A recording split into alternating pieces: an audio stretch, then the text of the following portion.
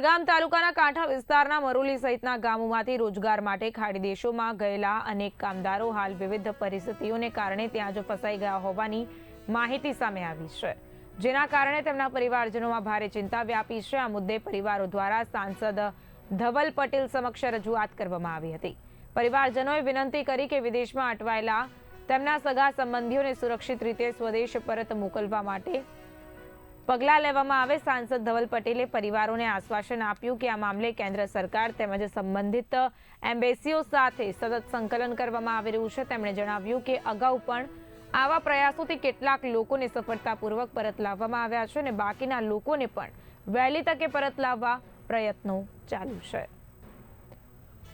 જે આપણા ખાડી દેશમાં જે યુદ્ધનું હમણાં પરિસ્થિતિનું નિર્માણ થયું છે, એના લીધે આપણા ભારત દેશના બહુ બધા નાગરિકો ત્યાં ફસાયા છે અને એમાં જે અમે હેલ્પલાઇન ચાલુ કરી એના થકી જે દુબઈ બીજા દેશોમાં ફસાયા હતા એ નાગરિકોને એરપોર્ટ ચાલુ હોવાથી એમને પાછા પણ લાવ્યા છે, પણ અમુક હજુ પણ આપણા ભારતીય લોકો ત્યાં ગલ્ફ દેશોમાં ફસાયા છે।